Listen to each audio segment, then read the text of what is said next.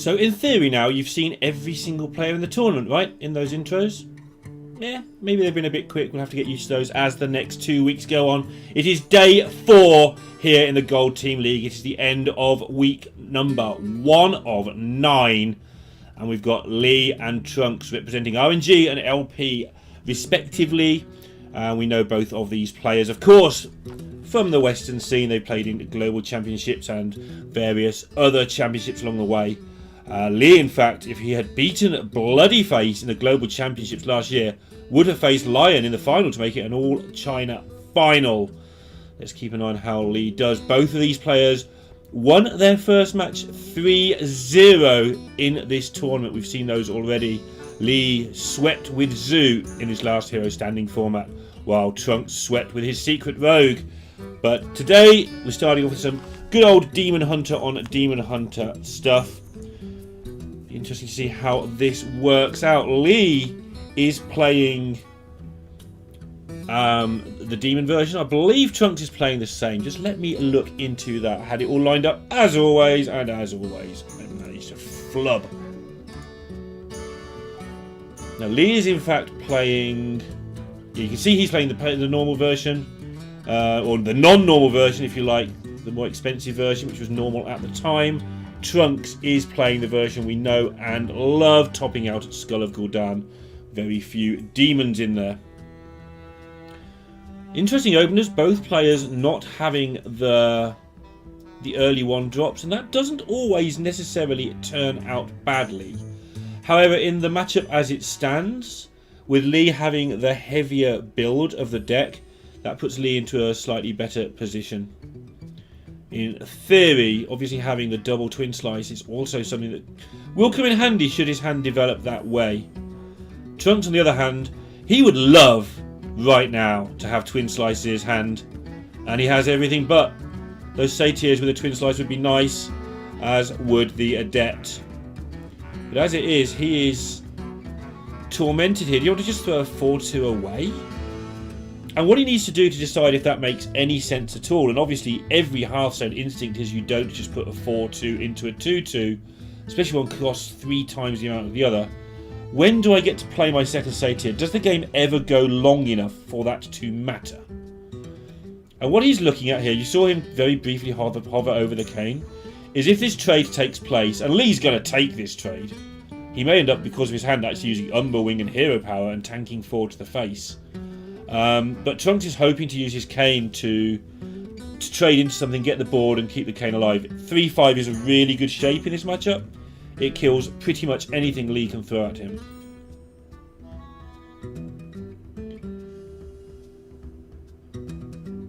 Lee's main issue here is... I don't know if he's got a main issue here, to be honest.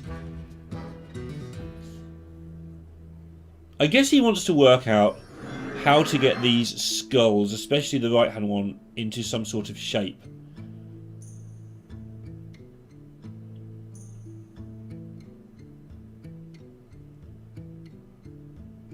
There was the option, I guess, like to look at, where you use your hero power, you use a slice, and then you play the Umber Wing.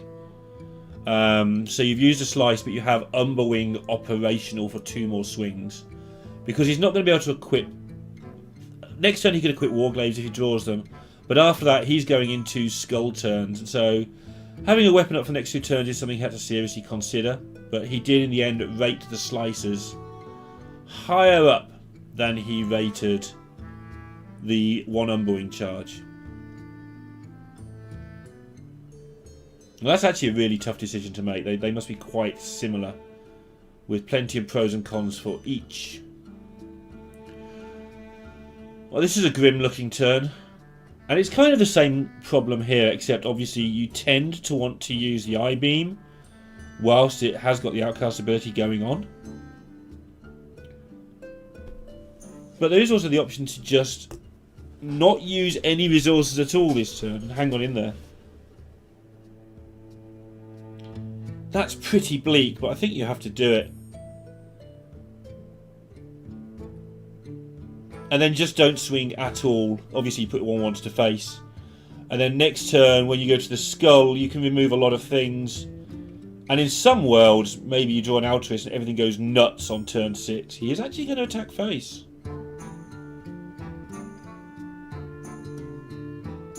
This is interesting to me. Okay, so equipping the Warglaves and then just... It's so tempting to leave these up.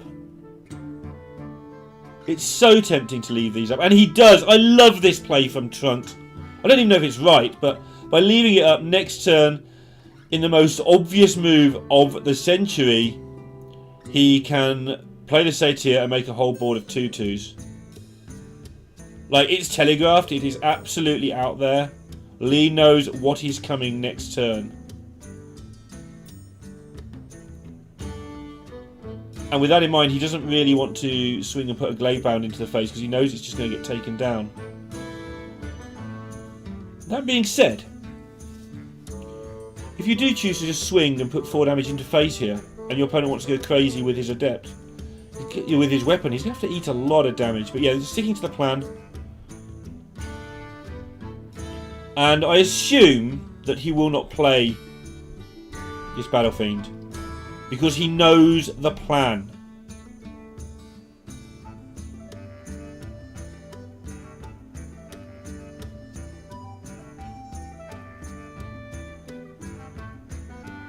Or he may just feel that there's nothing he can do, but I think he'd rather wait until he can at least swing and make it a 2/2 for his opponent to trade into.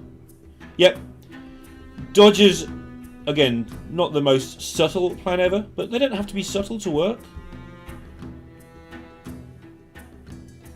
And now Trunks, he's made this bed and he's got a lie in it as far as I'm concerned.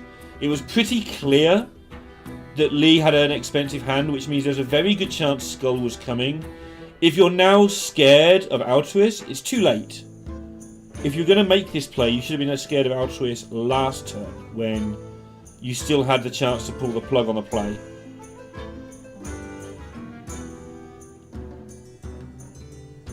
But now I think you are committed to making a board of 2/2s. Probably drawing 1 card here, yeah, before you start. And off you go. Here comes all the things. You're even going to get a free minion at the end of it.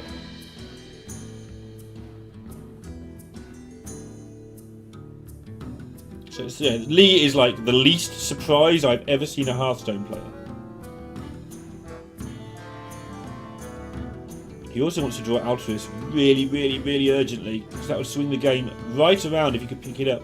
1 in 18 chance, why wouldn't it happen? But it doesn't. So he's on 23, he's got a little bit of time. Emergency number 1 is you have to kill the 4/2.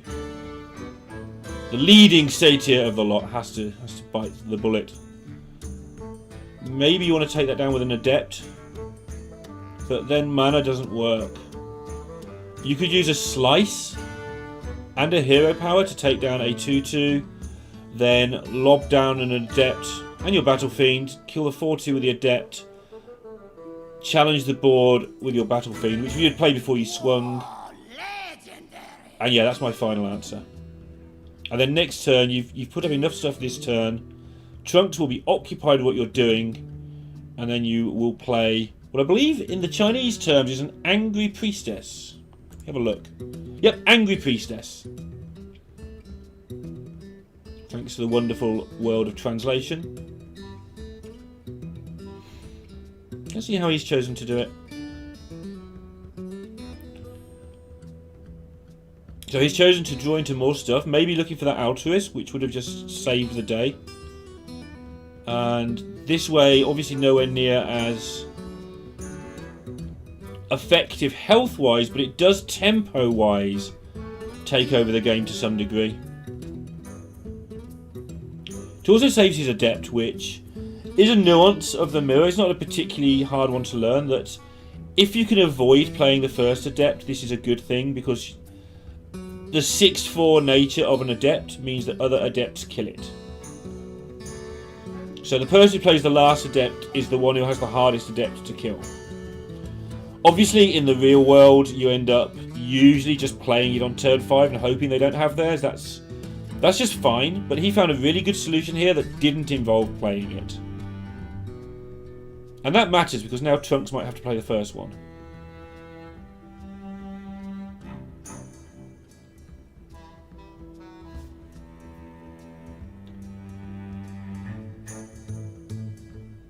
Down to 12 and 17, so this is where the matchup gets really terrifying. One mistake, you lose the game. And worth pointing out that this is very much like very original Hearthstone, original sort of classical Hearthstone, where it's still super, super complicated, but you never see anything you don't understand. There's never a really weird interaction or anything. You just play the cards as they seem fit. Super skillful, super difficult to work out where to go.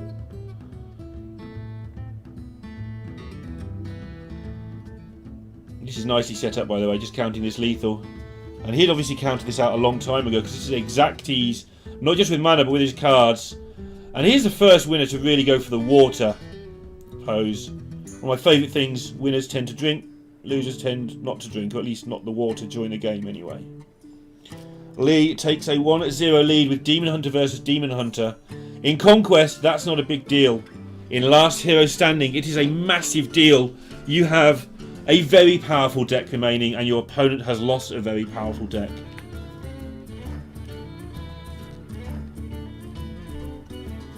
Trunks queuing up the Rogue.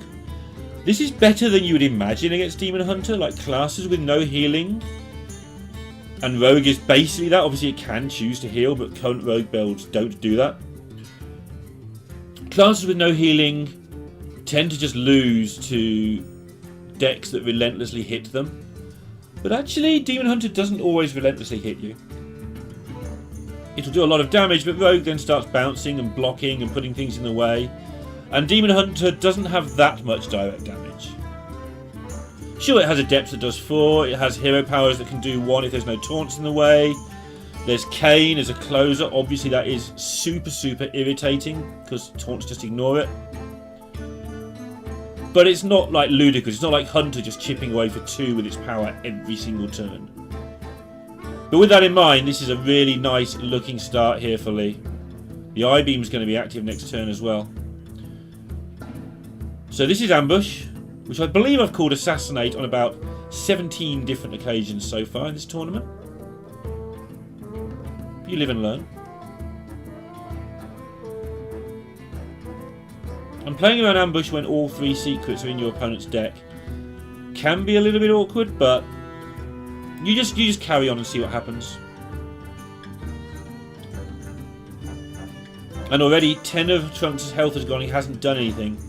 Picking up Edwin is always a fascinating moment. You're never going to make a big Edwin in this match. It's just not happening. You know, the game's going to be over 4 turns time. If the Rogue wins, it might go a bit longer, but if the Rogue wins, it's not because it made a big Edwin, it's because it played a 4-4 or 6-6 Edwin at the right time.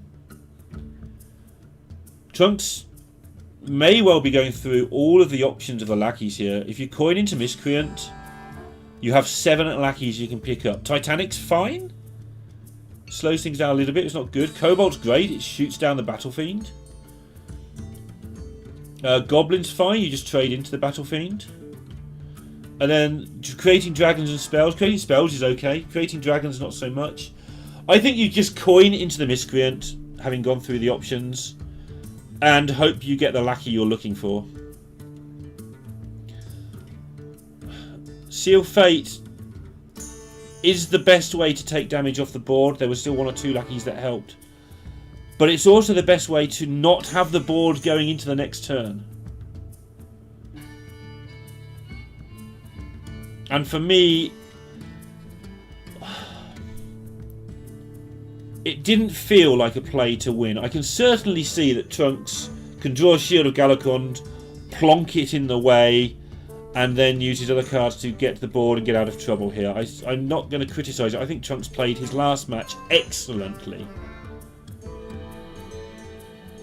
I'm just curious as to his plan for getting the board, and of course we will see that unfold.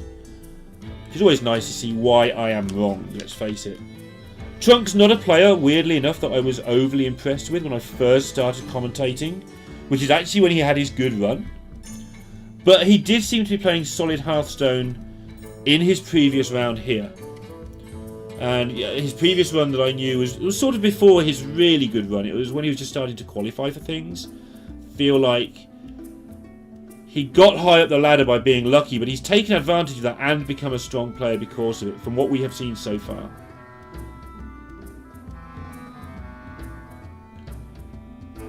But he is up against it here against Lee, and Lee is having a great tournament. Already played 4 games of Hearthstone and has won 4 games of Hearthstone. And looking in a great spot to make it 5 with that cane in hand. Well, there isn't even a taunt in hand for Trunks, but if there was, unlucky, it wouldn't do anything.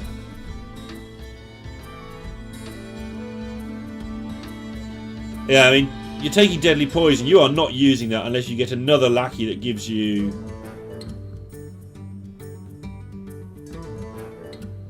Oh my goodness, the name has just gone out of my head. The thing that blows up your weapon and does damage to all the minions. Let's go with that card. 2, 3, 4, 5, 6, 7, 8, 9, 10, 11. There's about 11 damage there, maybe 12. Not enough, so now you have to play for board a little bit. But do you really have to do much here? So the only condition on this turn is you can't play Kane and your Umberwing. Okay, that's not how 6 works. So you may want to keep Kane back in case your opponent plays Shield of Galakon next turn and you want the finishing blow. If you want to do that, you have to set up lethal now. And that, I would imagine, to some degree involves eye-beaming down the Miscreant.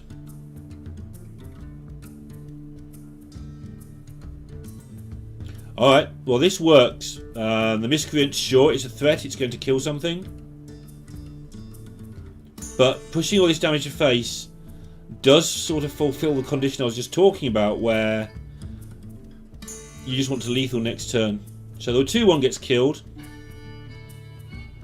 That leaves 6 damage on the board. 2 damage worth of weapon with a hero power on the weapon. Which is what, 8? And then the Slice and Cane is another lethal. And we've just seen Lee calculate an exact lethal far more complicated than this one. And that's a really, really nice piece of play there to leave this up. She's like, yeah, your Miscreant's going to be a good card. But I don't care if you've got a good card if you have no health. Seems like a respectable way to approach this. Blade Flurry, by the way. Didn't even have to Google. Just started thinking about Blade Flurries in the middle of this turn. That's what the other card was called. Oh, and now you play Titanic Lackey because that feels like the thing to do. Although Trunks could work this out, it would be a godly read not to play a Titanic Lackey this turn on at least something.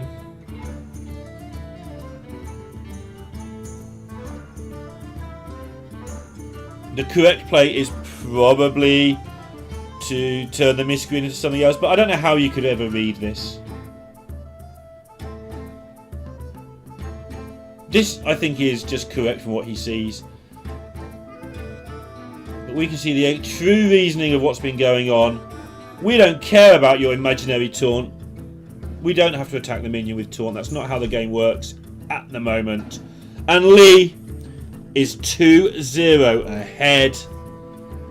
And Trunks has lost his counter queue. And for what we've seen so far in this tournament, if you go 2-0 behind, you have a very bad time. Although Bunny Hopper did manage a reverse sweep, I believe, in the previous rounds. I flick back through my notes. Yep, Bunny was 2-0 down. And then reverse sweep with Mage of all things. Well, talking to Mage of all things, here we go. It's going to have to behave itself here for Trunks.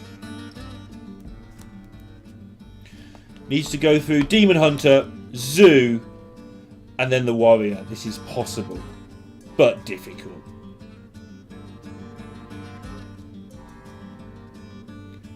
Astromancer's not a bad card. It at least challenges the board. Nor's Bone Wraith, actually. And Nor's the Reno. Maybe you keep 3 of these cards. It's a bit slow. maybe you don't keep them all. You need to find Zephyrus, maybe. Just to stop yourself from dying too quickly.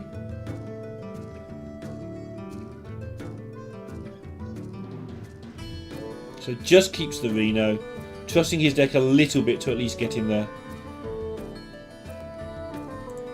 And that makes a lot of sense. I think something that's changed in modern Hearthstone is people are getting greedier and greedier with mulligans in general. Now, part of that is due to the fact that decks have a higher power level between their good cards and the bad cards now, especially Highlander decks, of course. Some of your stuff is just straight up filler and some of it is amazingly good. But across all of Hearthstone, people are getting greedier with their mulligans.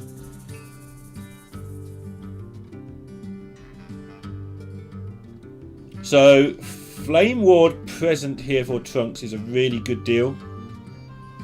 But Lee has the chance to go pretty nutty here.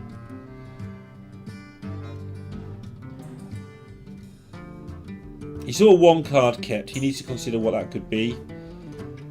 There aren't many things it can be, given the level of greed that one card suggests. Can you really not play the Battle Fiends here?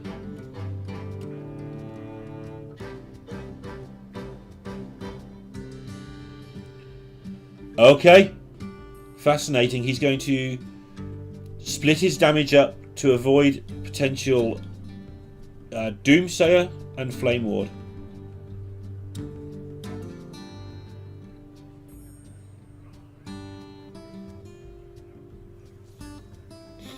And this is the downside of such a plan. The upside of the plan is that you don't lose all your things to one card. The downside is you don't put enough pressure on to force your opponent to have to use the card. And as always, that is not a criticism, that is an observation, and we will get to see both sides of how that observation works out.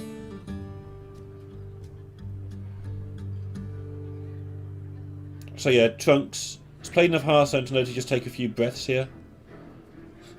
Just play the Flame Ward, but yeah, there wouldn't have been much thinking going into anything else.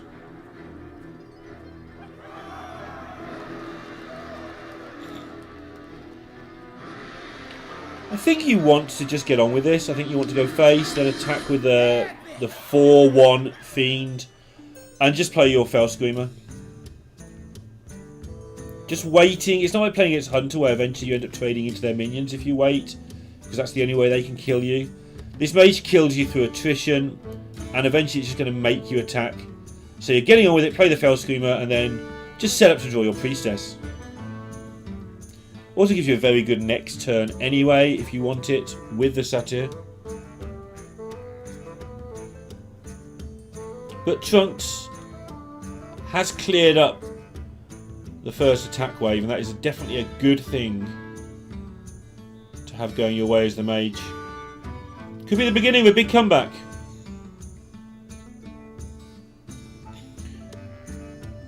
So instantly on drawing the skull, Lee had his play worked out, but now just needs to quickly double check that he doesn't want to tear through his hand. It doesn't make any difference as it happens, that's what the check was for. He wants to clear up this orc, just carry on with his game plan, but always noting your position of your skull. You're not playing skull next turn, you've got such a great... Do you want to do this? Very interesting. Again, sacrificing a possible extra minion for the immediate damage, the long-term damage too, because that's more of these swings are going to face than to minions. Giving up a little bit of wide board, but working on the assumption that if he ever has a wide board, it gets destroyed, I think. And the one time he played the wide board, he had given Trunks the chance to have some sort of answer. Didn't see that answer, and so went for the wide board, and Trunks' restraint really helped there.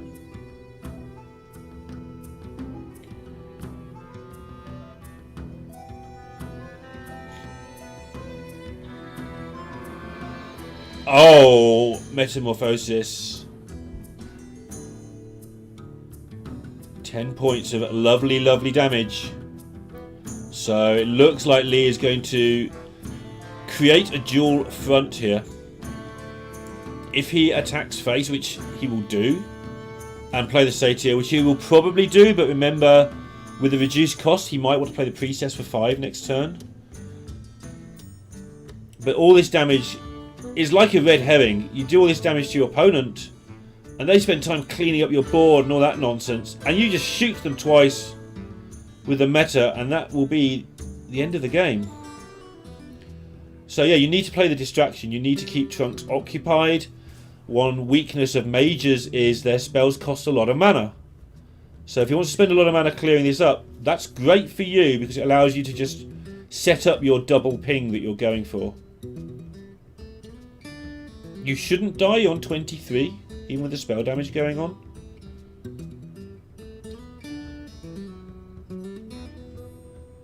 Yeah, and he's just going for this 2-turn lethal. He reads it the same way I do. Trunks shifts around in his seat unhappily there. And if he can't find an answer or some healing going into next turn, and this one turn before Alexstrasza, no heal available there. I was talking earlier about things that can go face and mentioned only the Adepts. Well, the meta can also go face. These can go face, but I thought it was double for a second. Trunks is going to have to give this up, I think.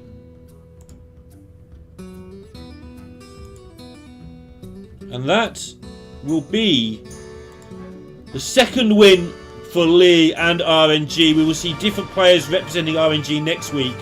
But they have won 3-0 twice and lead the table after week 1.